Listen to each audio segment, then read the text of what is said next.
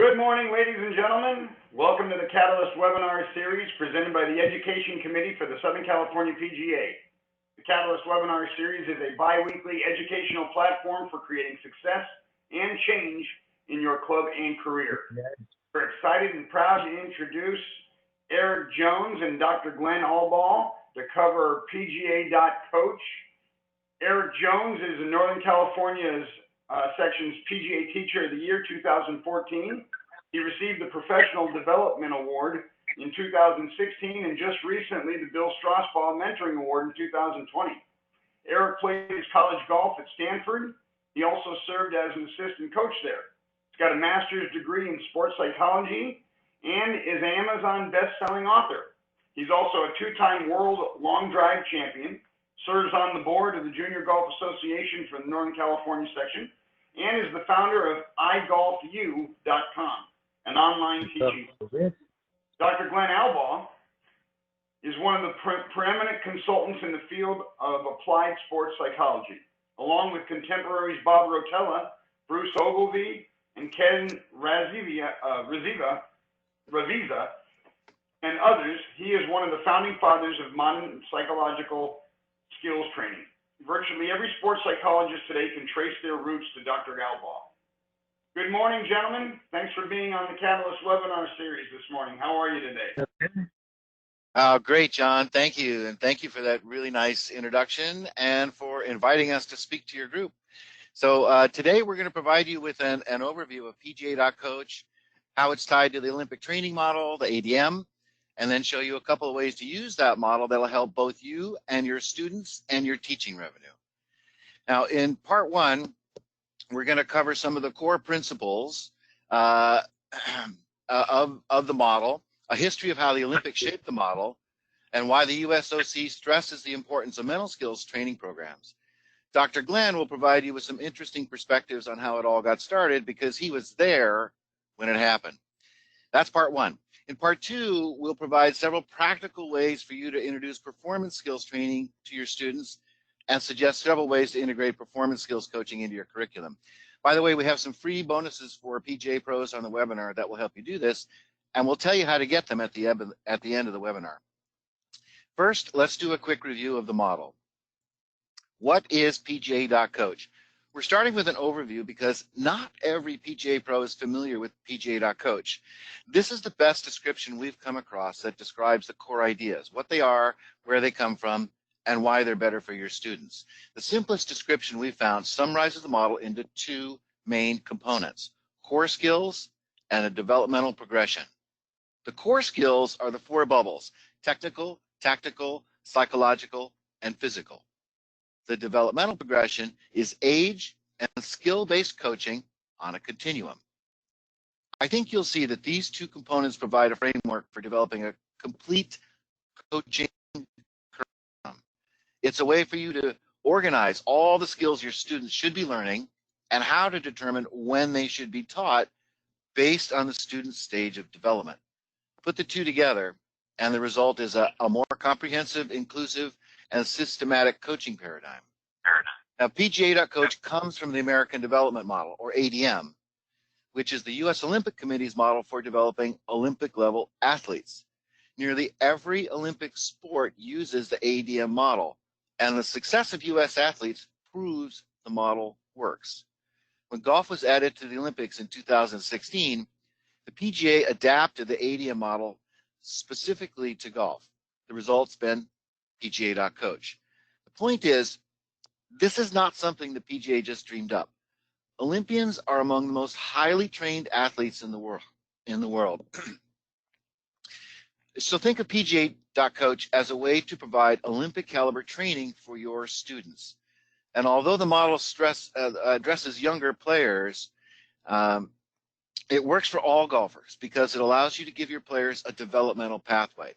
By keeping your golfers on a developmental pathway, you'll grow the game, grow your teaching practice, and create golfers for life. Learning and improving never stops. And Dr. Glen, you have a great example of how staying on that developmental progression can lead to some pretty impressive accomplishments. But that's really true. I want to talk about a player that I know very well, Scott McCurran. When he graduated from UCLA, had a rather pedestrian career there. He wasn't going to play, and he was selling shirts for his dad. And he went to a senior event in Sacramento. He saw the old guys with long putters. He could not drive fast enough to his garage, and he made his own long putter, and he was stoked. And he turned professional shortly after that. He said, if I can do this, if I can putt, I can play with these guys. Well, he was right. He'd do anything. He would do anything to make it on the tour. And he started mental training with me, changed the way he practiced. He used one ball instead of 1,000. I made it to tour in 94. He won a tournament in 95. And he invited me to go to Masters with him. And after 2000, he'd won another time or two. He was really one of the top 20 in the world. And in order to stay out there, which happens sometimes, he thought he had to change the way he swung. He hit a big cut if you played with him, but he knew where it was going, and he really wanted to make a change. So his teacher worked on it, and he lost his card in 2012. We've heard these stories before. He's one birthday from the Champions Tour, and what the hell am I going to do? So he's on the range, and he's with a couple of teachers, and he says, I'm not swinging this way anymore. I'm going to swing the way I want, and let's see what happens. Well, over time, he developed that beautiful rhythm and tempo that he had since he was probably 1 year old. And there he was, and he hit the Champions Tour at full speed. And in 4 years, he won 11 times. He was a 12-Cup champion in 2019. So that's a full circle from the beginning to the end, that you never, ever stop improving. Isn't that the truth? Even the players at the top are on a continuous path of development. So let's take a little bit of a deeper dive into both the depth and the breadth of Pga Coach. By depth, we mean expanding the model beyond swing technique. Too much of our lesson time is spent on technique. The ADM model shows you how to include tactical, mental, and physical skill development into your coaching curriculum. You're all good players, so you know that tactical and psychological skills become increasingly important as players progress. The depth of the ADM model gives you a more comprehensive framework for the many different skills and abilities it takes to develop competitive and long-term athletes. And as PGA professionals, we are uniquely qualified to teach performance skills to improve game IQ and mindset, because we know how to play the game at a high level. By breadth, we mean a curriculum that addresses athletes at all stages, from the very youngest to the oldest golfers, for life. The ADM is both a framework and a process. There's a structure and a system for all ages and all abilities. ADM is a pathway of progression within which a curriculum can be created for skill development that leads to lifelong players. It's how coaches of the future will structure their philosophy of instruction, and we hope you'll be one of those coaches of the future. Although Pga Coach is only slowly starting to pick up steam, it's going to be a disruptor. It's simply a better way to help your students, and those of you who integrate it into your coaching are going to be ahead of the curve. It's going to take a culture change, and it's up to us to change the culture whenever a better model comes along. Hopefully, all of you on this webinar can be agents of change, because changing the culture is never an easy task. Dr. Glen, tell us what you've observed about what it takes to change a culture. Oh, yeah. I'd like to talk about Pete Carroll. Unfortunately, he's not going to get to play this weekend, and I'm disappointed. But when he got the job at with the Seahawks, and they've been 10 years at USC, he knew the first thing he had to do was to change the culture. And he had to go deeply and broadly into his whole team. So he was a student of ours at Pacific in the 70s, and so we knew. I mean, we were in conference quite often, just talk about the stuff that he was doing. But the Seattle challenge was to change the culture. His plan was to make sure excellence and competition were everywhere. He drafted Russell Wilson in, I think, in the third round in his second year, and he got a quarterback with a mindset that was just like his, and he was great to lead the veteran team. He went deep with every player, established accountability, changed practice sessions, met with mental skills coaches like Michael Gervais and myself.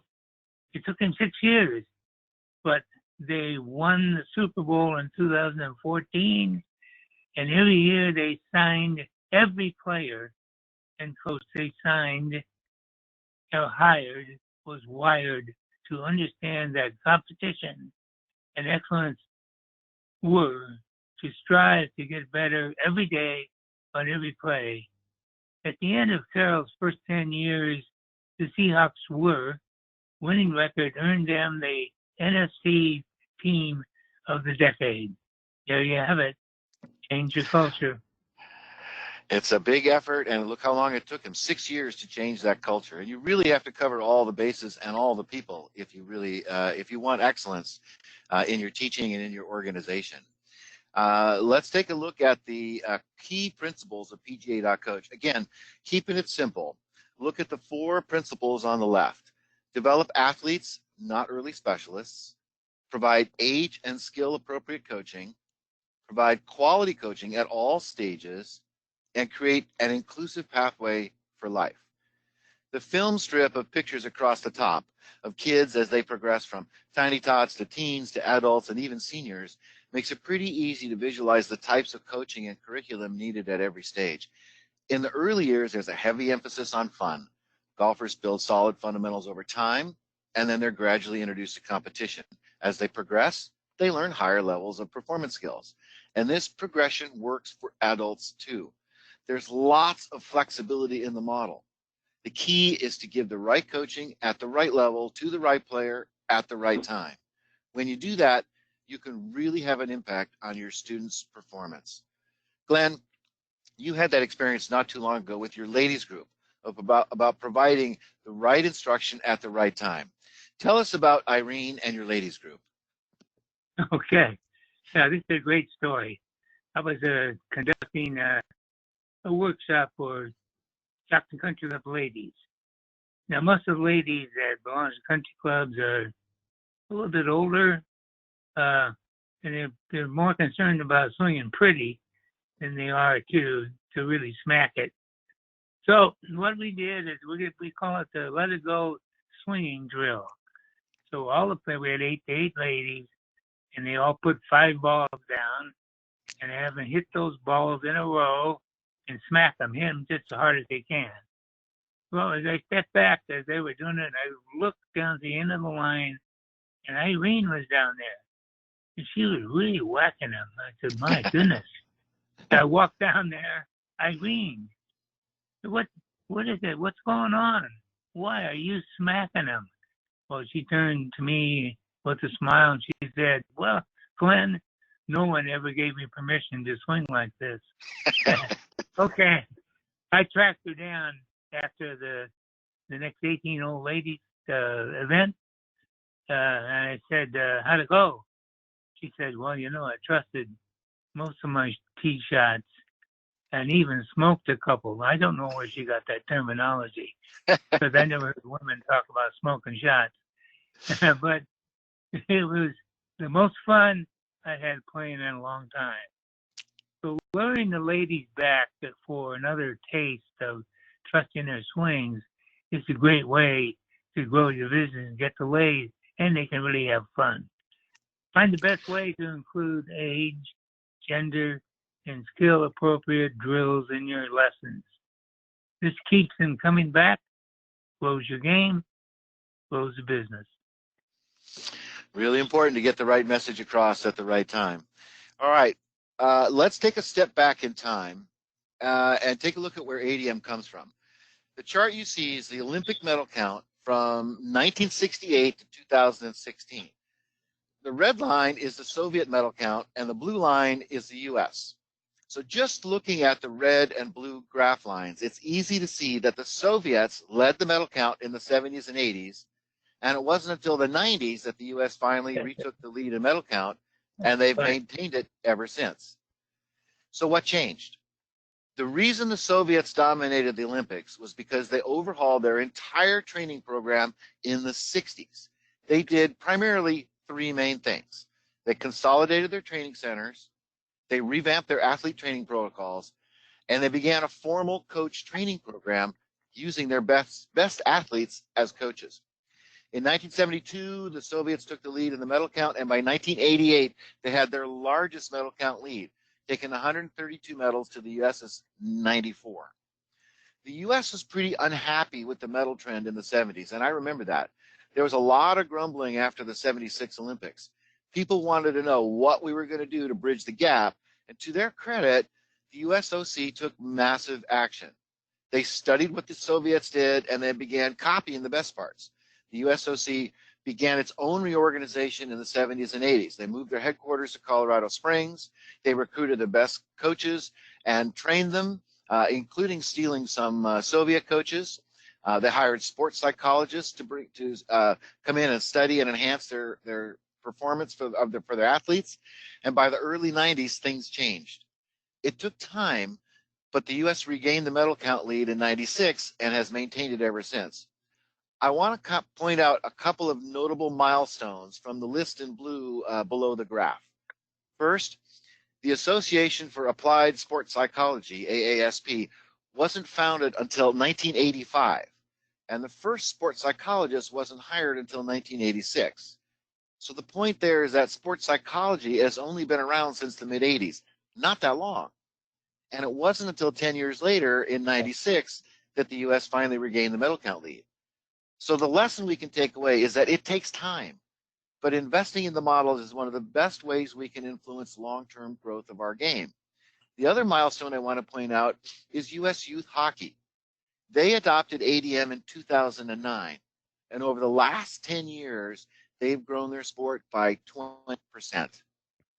Golf wasn't included in the Olympics until 2016, so we're still in the beginning of rolling out PGA Coach. So it's on us to make it work over the next 10 years to grow golf like hockey grew their sport. So Dr. Glen, you were there when the whole Association for Sports Psychologists was started.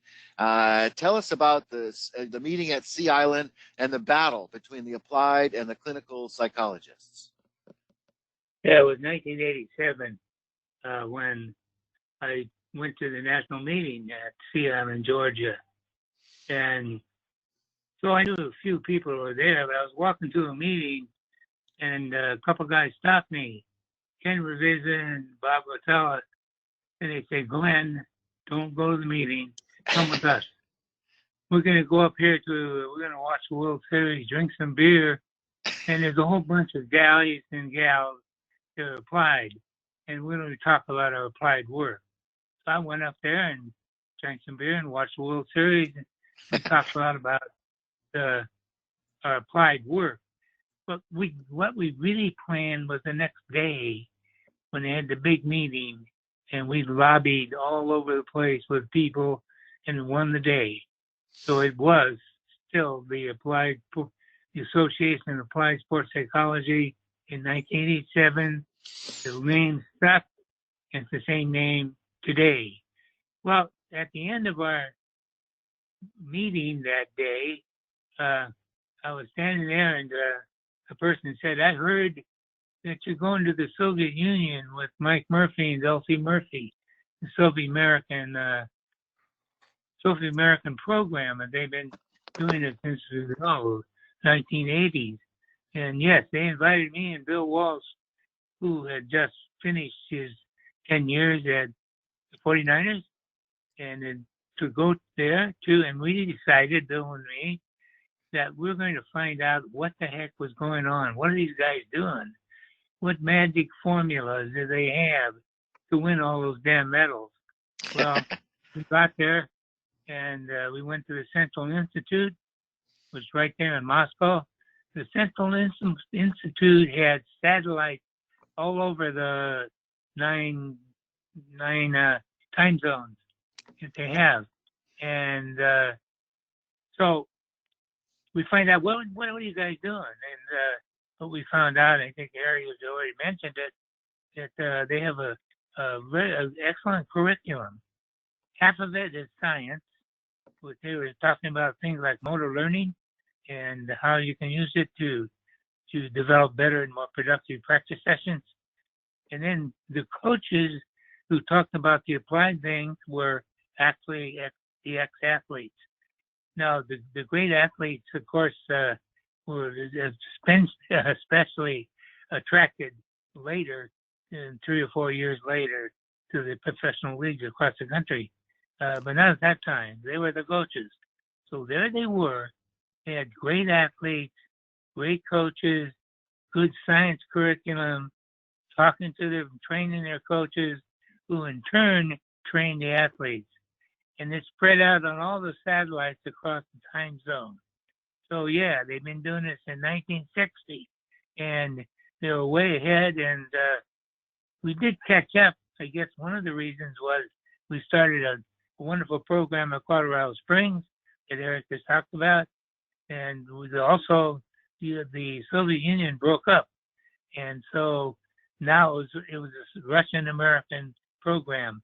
But anyway, I think the most important thing is what we've done at Colorado Springs, and we copied the stuff from the Russians, and it was really a good idea, and we're on our way to the medal count. Good. Well, the moral of that story, when you see a model that works, copy and adapt the best parts, right? So let's take a slightly deeper look at, again, at the core skills to better understand the depth of the model. Here's another look at those 4 bubbles that make up the core skills. Technical, which means sport skills or swing technique. Tactical, which you can think of in terms of game IQ. Psychological, which are mindset skills. And the physical, by which we mean fitness and athleticism and nutrition. Coaches of the future will adapt their curriculum to teach all 4 skill areas.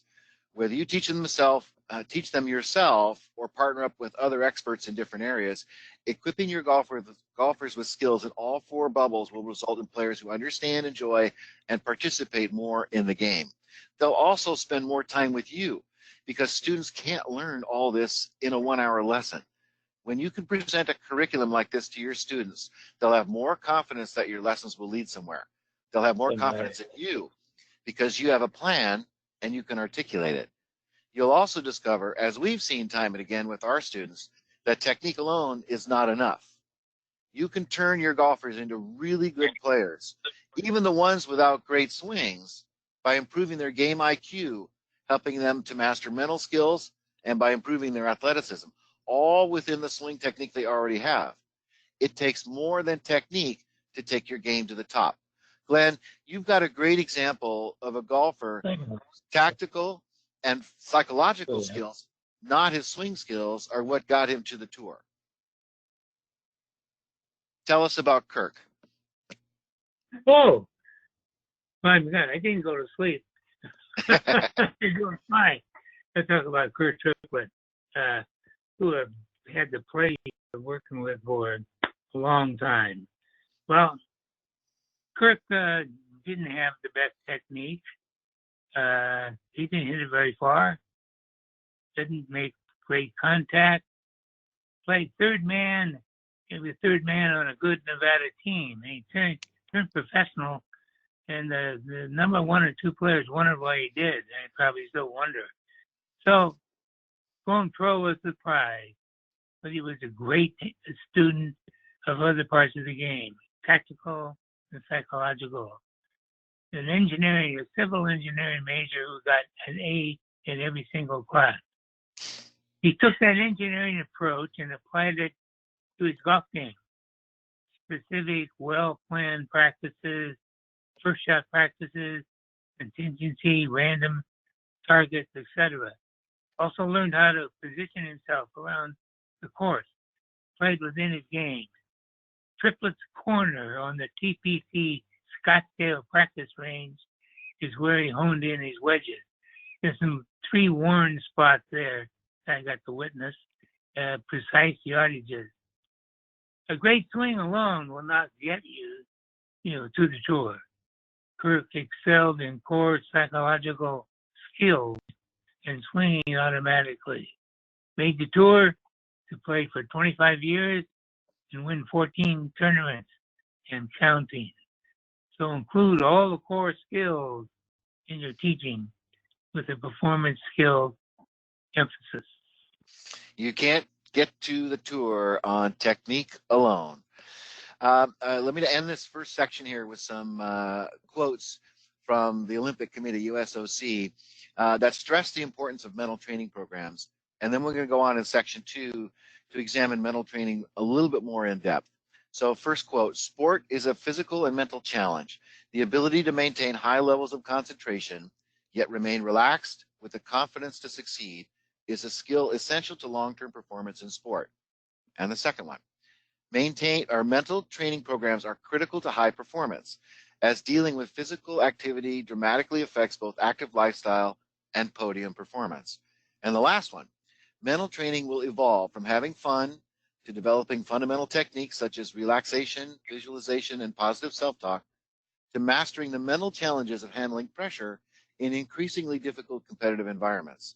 Ultimately, the implementation and refining of mental strategies for high-level competition will have a large impact on podium performances.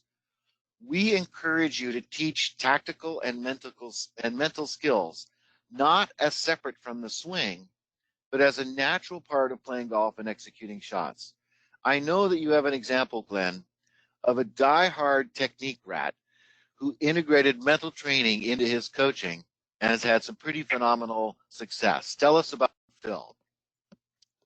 Well, it's about Phil Dawson, who teaches up in the Sacramento area, and he has a nice stable of young players. Well, when Phil first came to me, it wasn't about teaching, it was about playing. He's a pretty good player, and he wanted to integrate the mental training program in his own game. And well, there was a turning point one day. He finished the tournament, and he said, I shot 77. I had 7 3-putts. And I said, Philip, you always have a story at the end of a game, and you always refer back to some story that explained away why you shot what you shot. He said, well, what should I have said? He probably should have said nothing. Should have gone down to the putting green and said, I'm going down there and work on a game for tomorrow. Well, there was a turning point, though. At one point, he was playing at I didn't know if we could really continue working together. He had so many stories he told. So he was in a tournament in Texas, and this true story. He called me, said, hi, Glen, shot 74. I have nothing else to say. So that was the turning point in his game. He became the apprentice of the year, and he became a really good player. But he then faced another challenge. As he began to teach and get quite a few students, he had to do the same thing. He had to convince his students that the mental training is really important. They knew that he was good at technique, but can I meet the challenge and convince my players to include mental training in their program? Well, I think probably he has. In 2018, when the U.S. Amateur was in Southern California, he had 7 students qualify for the match play, which is a really big deal. So students are lined up to learn about his technique, but to integrate the mental training program as well. A good example it's a good example. It's a really good example of mental training, putting mental training in your teaching and your playing. 7 students that qualify for the USM. That is pretty damned impressive. Let's move on and go to the section 2 where we get into more specifics about creating a curriculum around the core skills, different times you can engage your students, and a list of activity suggestions to get you started. Then we're going to spotlight a specific performance skill focus and provide a case study using putting that you might want to try with your students. We'll wrap up with some takeaways and resources for your students. Just a reminder, if you have questions, please use the chat feature and we'll answer them at the end. So let's go on. One of our primary goals for this webinar is to encourage you to integrate as much of the ADM model as you can into your curriculum. It gets at all aspects of coaching performance because you can engage your students on so many different levels. The technical bubble on top, meaning technique and swing mechanics, I think most of us have covered. So we're going to focus the rest of the presentation on tactical and the psychological bubbles. So think of tactical skills as teaching your students how to play smarter on the course by making better strategy, course navigation, and game management decisions. The psychological skills are all the other playing skills except physically swinging the club. That includes the ability to manage thoughts, emotions, and behaviors. Physical skills such as fitness, athleticism, and nutrition are equally important, but we'll leave those for future webinars. Deliberate practice is included at all stages because just teaching your students better ways to practice can have an enormous impact. Dr. Glen, you've got an example of a college coach who made it a point to change his team practice sessions to emphasize performance skills and how that paid off in a major way for his program, my alma mater. Tell us about Conrad. That's true. That's right, you did go to Stanford. Right. So, yes, I want to talk about Conrad Ray, who's the current golf men's coach at Stanford. And by the way, he went to Stanford, and I believe as a player, he was on a team and won the national championship. In his first year of coaching, in 2007, they won the national championship. Well, Conrad has a favorite drill, which has also been the favorite of his players that really take advantage of all these things that we're talking about. Well, it's called the circle of death. It works like this.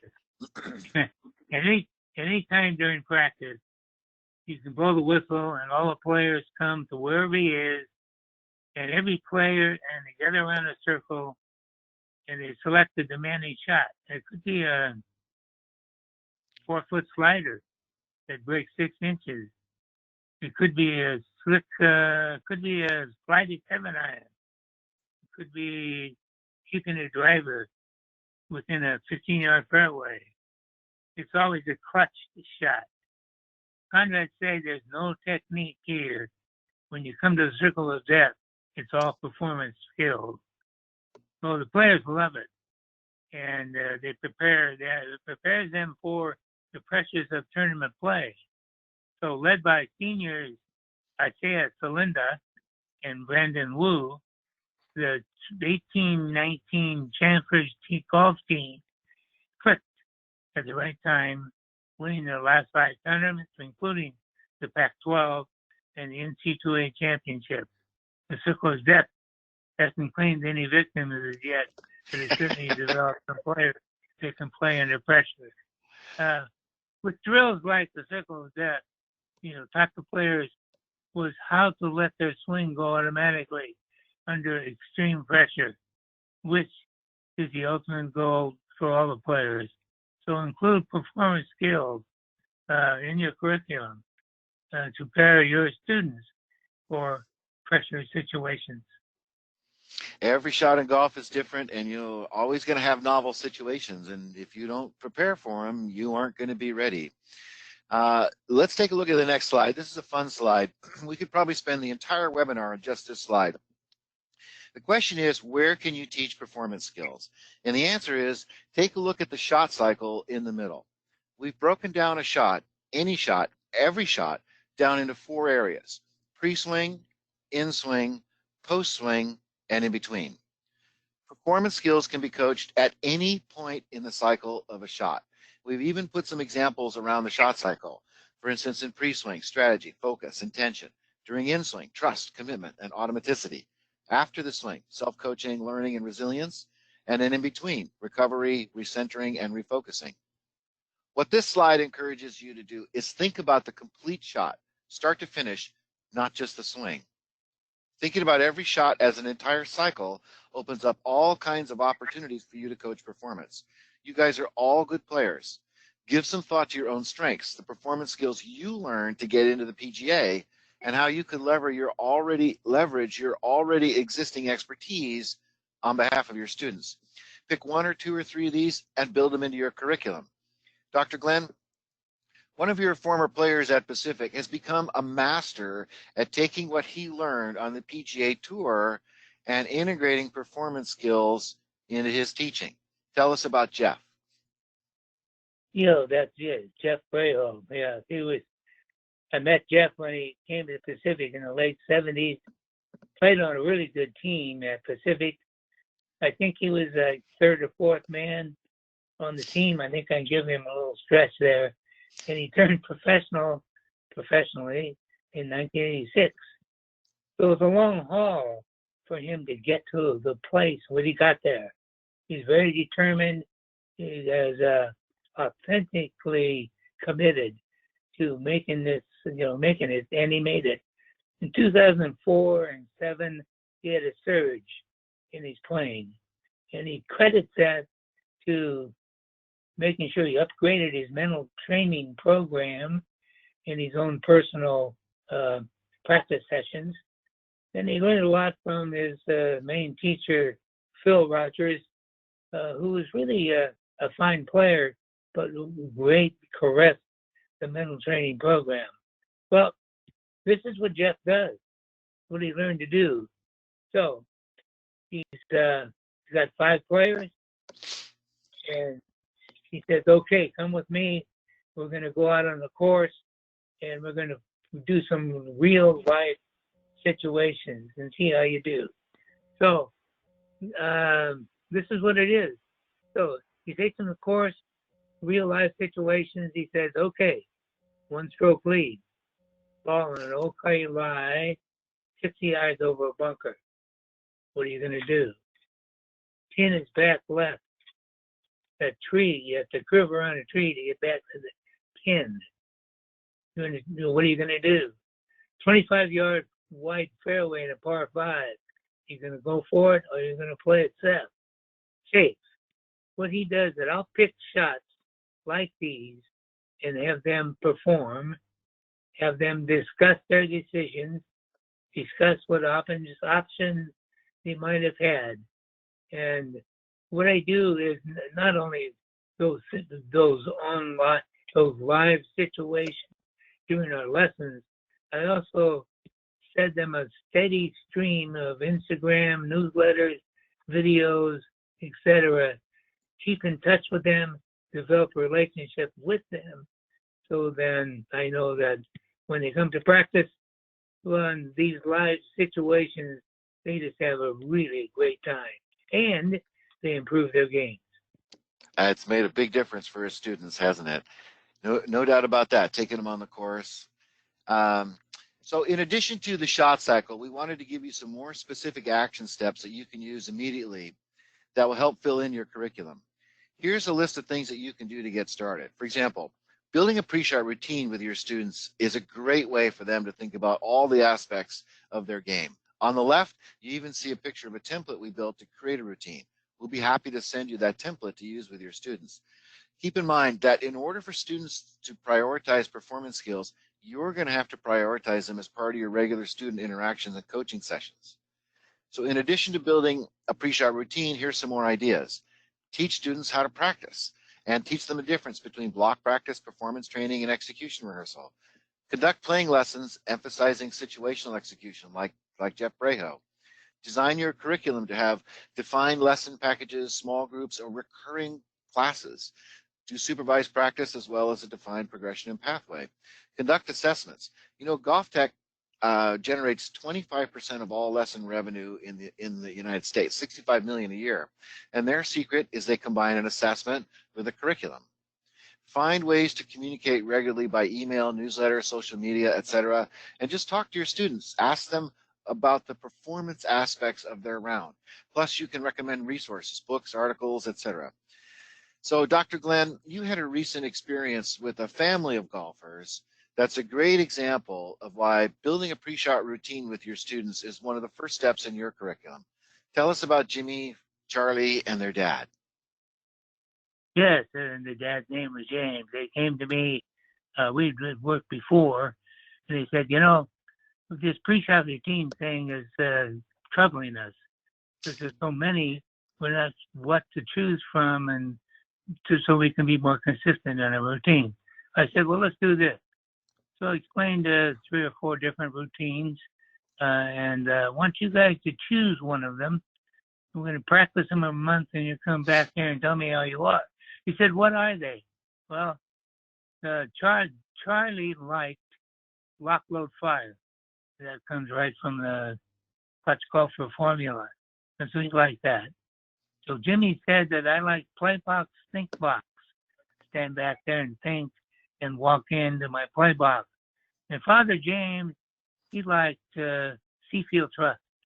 And he liked the word trust to be the ball in the market. So the ball on the target, excuse me.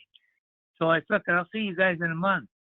But stick with it. I'll be in contact with you and work on your routines and come back and tell me how you did. Well, true story. They came back. James shot 67 in Cyprus. That's one of the courses he belonged to, besides some others. Charlie fulfilled his lifelong dream. He became Scratch. And Jimmy was applied to Williams College, a strong Division III program in the East. And he, because of what he'd been doing in school, of course, but also with his golf, he was admitted. And he was really excited about that. So look, we have 3 different routines, 1 outcome. They all played better. Everybody responds to something different, but it's a great way to begin having really great in-depth conversations with your students, just building a pre-shot routine. Let's put the spotlight for just a moment on a very specific performance skill, in this case, focus. And another way to look at coaching performance skills and all the aspects you could discuss with your students. We can define focus as starting a task and maintaining your attention and effort until the task is complete, doing one thing without distraction. But focus is not as simple as it seems at first. For instance, there's a time element to it. Your focus could be stuck in the past on a bad shot, or it could be pulled into the future worrying about your score. Focus also varies in intensity from low to high. Low is good in between shots. High is good during the swing. Focus changes in scope, broad versus narrow. Broad's good for developing strategy. Narrow is good during the swing. There's also direction, internal or external. Internal focus is good when you're learning on the range. External, like target focus, is good during the shot. Then there's orientation, task specific or general. Task specific is good during the swing. And type, normal versus optimal versus total focus. You can't be totally focused, zeroed in for an entire round. You need to be able to go from normal to optimal or total focus at the right time. So focus is not just one thing, and it changes throughout the round and throughout the cycle of a shot. What that means is being able to control your focus and direct it where you want it to at the level you want is a skill. That's something you can teach your students, how to manage their focus throughout a shot and throughout a round. Glen, can you offer us an example of a player who deliberately managed his focus at a pivotal time in one of his tournaments? Yes. So Brent Job was playing in the Boeing tournament classic, and he came out on his Sunday round, and he found out he was 5 strokes behind Freddie Couples. So, okay, I'm not going to really catch him. But after shooting 30 on the front 9, he stood on the 10th tee, realizing he had a chance to win. Right there, his focus switched. Sharper, more intense, more determined. He knew how powerful a clutch mindset would be. So Brent decided his focus would be staying in the process, sticking to my pre-shot routine, being in the moment, and never wavering. Brent went on to birdie 14 to take the first lead, his first lead. He birdied 17 and 18, finished with a two-stroke lead, a really big win. So it's a vivid example of how focus intensity changes, how to move into optimal focus and always coming back to a present time awareness state to complete the task. And for Brent, a big win. So Brent knew it worked for him, and he didn't allow the situation to alter his focus. And that's something we can all teach our students, is to focus on what's important and stay focused there. Let's give you a specific example of how to teach a performance skill like focus through a drill. So we'll use putting for this exercise with focus training as the goal. So you give your student a specific thing to focus on, and their objective is to assess their ability to maintain undistracted attention and effort on that one thing. For this putting exercise, though, the objective is to focus on the ability to replicate the kinesthetic feel of a 15-foot putt. To start, the student performs the routine they normally use to develop a feel for the distance. Typically, that means several rehearsal strokes until they can sense the correct feel for the stroke. Once they have the feel through rehearsal, they step in and hit the putt. After the shot's over, they compare the real swing to their rehearsal swing. And then the student provides the feedback first to the coach after each putt, using a subjective scale of 1 to 10 to quantify how well they remain focused. A successful execution of the drill would be the student's ability to distinguish any difference between their rehearsal stroke and their actual stroke, indicating that they had remained focused on a specific kinesthetic feel throughout the stroke. A less successful drill would be when the student reports that their focus drifted away from the kinesthetic feel to any one of a host of interfering thoughts or emotions.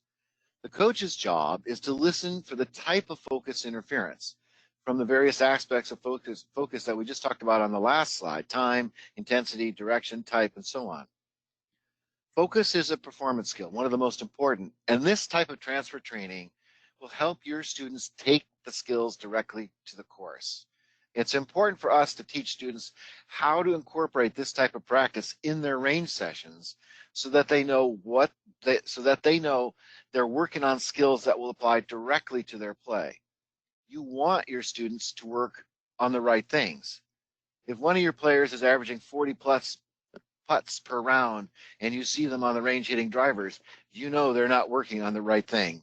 Dr. Glen, you learned a really valuable lesson about transfer training from the Soviets while you were at University of the Pacific in the 90s, and why it's so important to work on the right things for the right reasons. Tell us about that meeting. Yes, and we used to have football at Pacific, and sometime in the 80s, the head coach invited Ben Sopotnik, who was the leading sprint coach in the Soviet Union at the time. And he invited him to come to football practice, and he asked him to watch practice and please give me some feedback on what we do during practice, or if he thinks it transferred to the game. So at lunch, Ben said something to John McBride. He said, I love your practices. Why were you doing so much long striding to warm up? And John said, well, that's the way we do it. And so Ben turned to, and he got to understand his accent. It was really cool. He said, well, John, if there is a long striding championship in the United States, your team will be ready. So it went to his time, make sure you do stuff. Well, during practice, that transfers. So John then asked Ben, you're the sprint coach. Would you tell me about your practice? Well, they all know I'm the sprint coach. So we start fast and we run fast. Sprinters are not long striders. They are fast runners. So we run fast, but we make sure that we individualize training. So resist his message to John and to other coaches. Resist trying to fix all swings. Just keep doing your practice. Allow for experimentation and self-discovery. Get input from your players. Include performance skills and be specific about the drills you use, making sure they transfer to on-course play. Yeah, if you want your players to score lower, teach them to practice shots they're going to see on the course. When you conducted your performance training drills, here's a few questions that you can ask. Notice that we recommend asking the student for their feedback first. We always prefer to ask them first before adding our own observations to encourage the student to come up with their own answers. They engage much more deeply in the learning process when they do. Here are some of the coaching questions you might ask of your students. Ask for the student's subjective rating of their ability to stay focused using a scale of 1 to 10. Ask if the real stroke felt the same as the rehearsal or how it felt different and what part of the stroke was different. Ask if there was any interference from thoughts or emotions. We've also listed some diagnostic questions, areas where focus can be pulled off track. For instance, did the student switch their focus from feel to the line? Like that's a direction. Shift their awareness to technique. Give themselves mental instructions. Did they think about how the putt would affect their score or their performance? Or did they become nervous about making the correct stroke?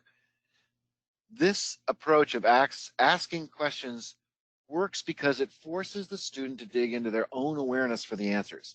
Self-awareness through self-discovery is the heart and soul of self-coaching.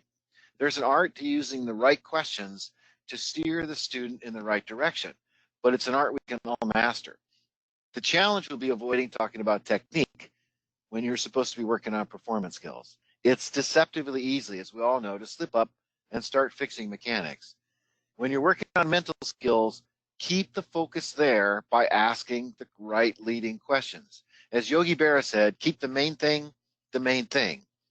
Dr. Glen, in your work with coaches, how have you seen top coaches change the way they work with their students? Well, Glen Small is my story. He's the consummate coach and teacher.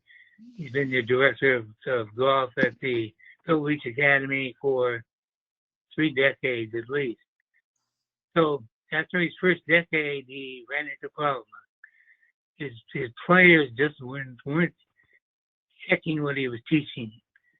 And so he invited me to come to practice and some others. And we decided that was pretty simple. The fact that he was trying to teach his players a consistent swing, it was impossible. So he referred to the Stanford motor learning study that said it simply the brain is not set up to repeat one swing after another. And so he caught that and he said, look, I think I'm doing the wrong thing. So instead of providing information about the student's swing technique, he began asking more questions. Specifically, he learned to direct the student's focus to their own swings and the things they were experiencing. Rather than trying to groove a consistent swing, Laird taught them to be consistent in their execution. So he changed the way he asked the students to change the way they practice, much more random practice, first shot practice, and to his delight, the students began to improve and more fun doing it. And it was quite a revelation for Laird some 15 years ago that he really could get information from the students and they make a very productive lesson and they would certainly improve dramatically over time. And that's one of the things that made him National PGA Teacher of the Year in 2003, wasn't it? Great teacher here in Northern California. So let's start to wrap up with some takeaways. Behind every great athlete, this is a quote from our book, behind every great athlete, there's been a great coach. The great coaches don't just teach you how to play the game. They help you play your best game, discovering the endless possibilities of performance within you. Some of the things we want you to take away is, hey, the ADM is legit. We wanted to help you understand why the USOC created the ADM and how it led to PGA.Coach and why it's a better model to help you, your students, and your business. There's another takeaway, the key program points of PGA.Coach: age and skill appropriate coaching, quality coaching, inclusion, and a pathway for life. Some indication of what performance skills are, what are mental techniques, what does game IQ mean, how you can integrate it into your coaching, particularly through a curriculum. The importance of self-coaching, switching the flow of information from the player to the coach. And then we also want you to get PGA's .Coach certified.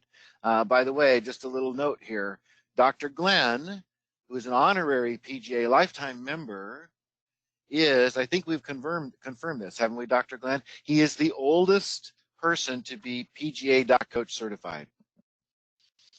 So, if you don't think that's right. So if you don't think you can do it, look at Dr. Glen.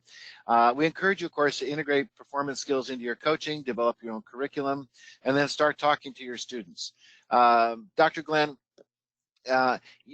you have worked with some of the best coaches in history in all different kinds of sports.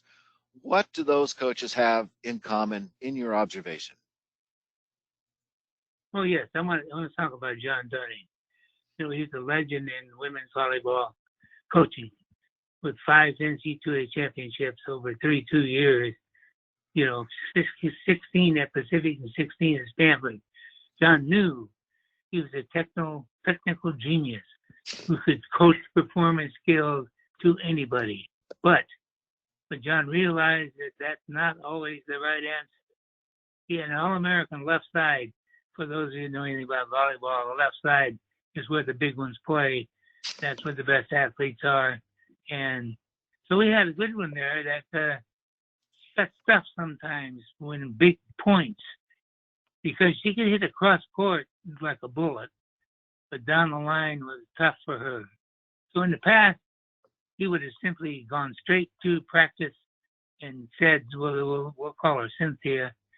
We're going to teach you how to hit the ball down the line. But he also knew that Cynthia was strong-willed. In no way was she going to learn to hit the ball down the line with John. So John was the one who had to change. So his conversation with Cynthia was something like this.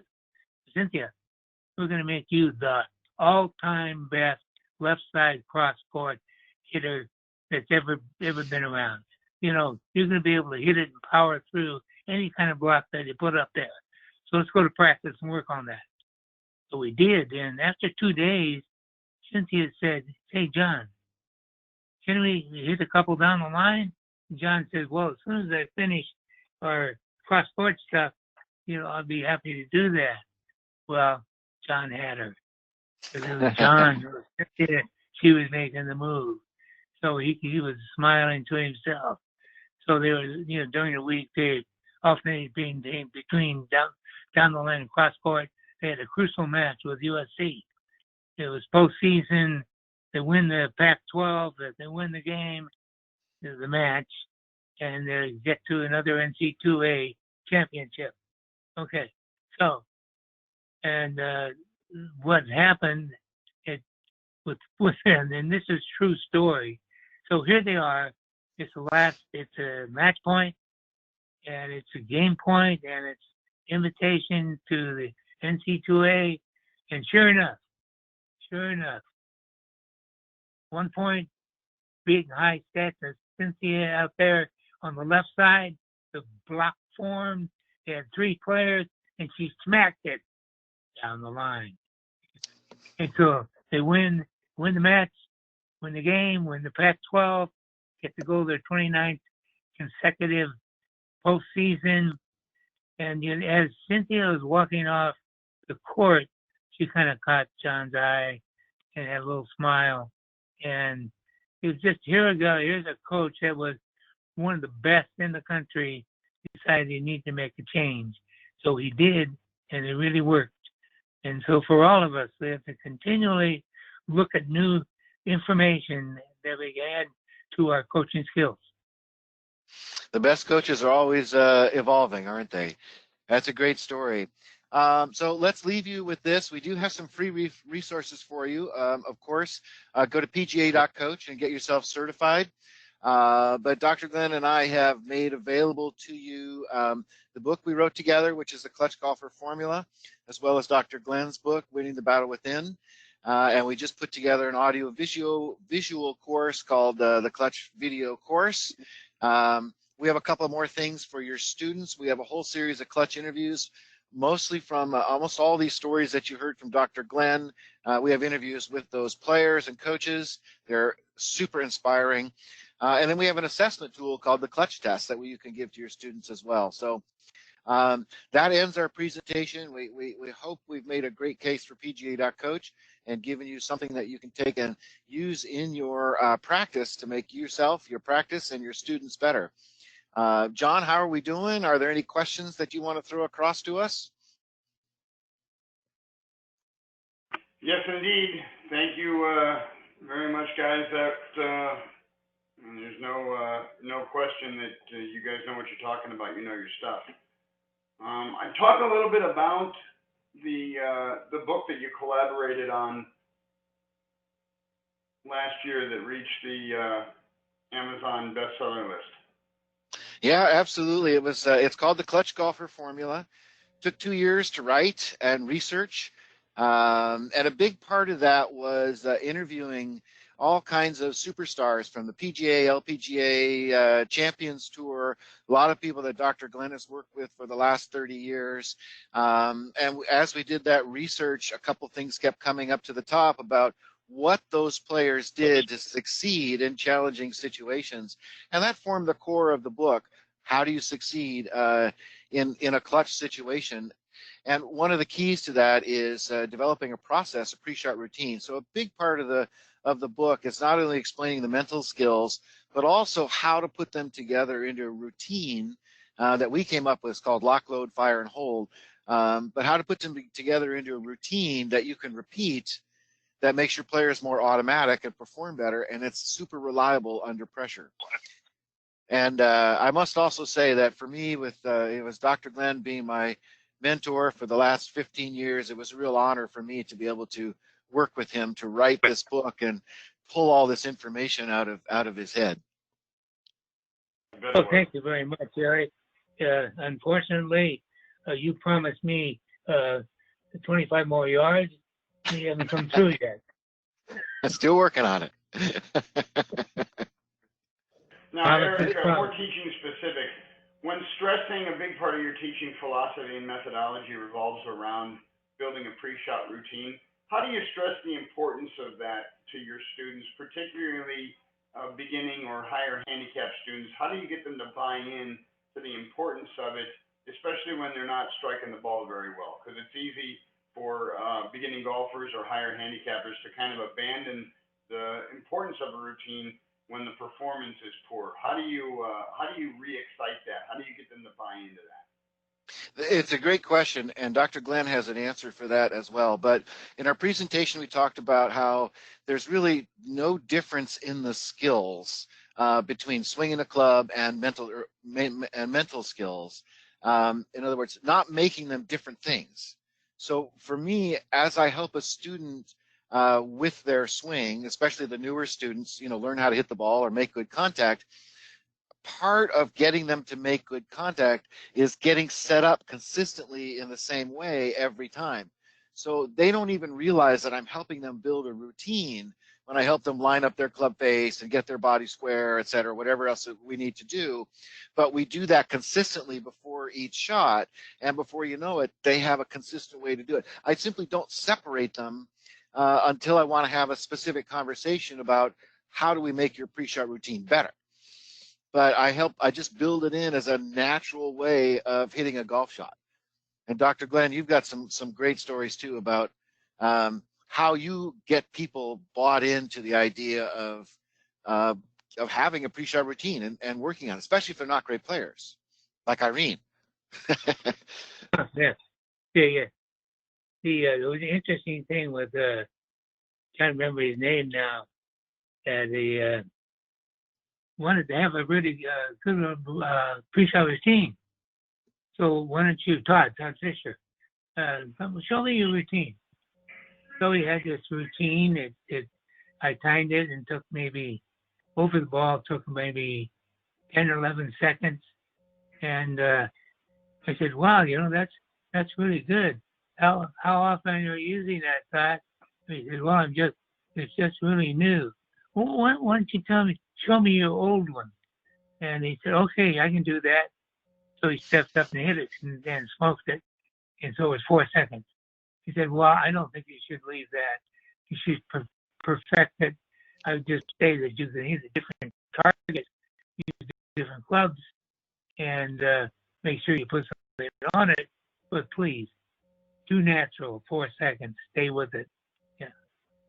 So, John, the other thing that I do with my students, once they can actually make some sort of decent contact and the swing is somewhat repeatable, is I actually have a form to fill out with them where we go through what the major steps are in their pre-shot routine, and then we write it down. We put it right down on the ground, right next to the golf ball that they're hitting, or right on the other side of it, and then we have them just repeat off the major steps out loud as they go through each one in the process of hitting a golf ball.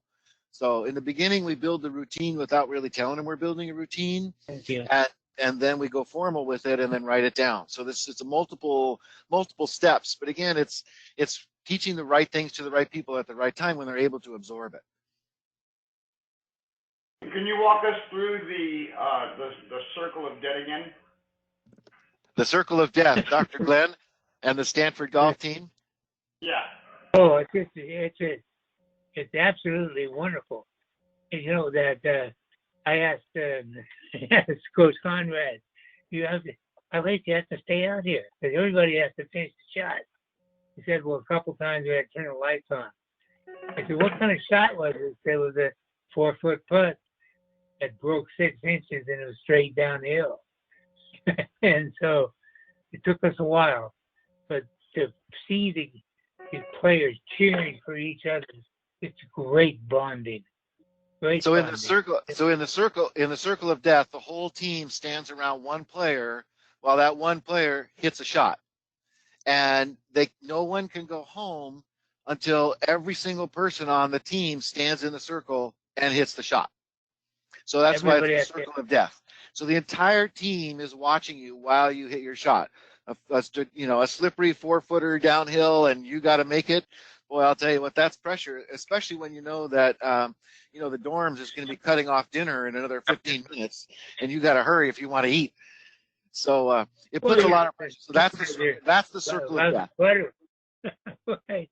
And but it's just, they just start cheering for everybody. It's just a really great thing. And according to Conrad, they can't wait. So when he blows the whistle, they just come running down there. And of course, just like I said earlier, he hasn't got any victims yet. Circle of death. Not yet. He'll be Give him time. And Dr. Albaugh, have you spent any time over the years working or collaborating with John Wooden at all?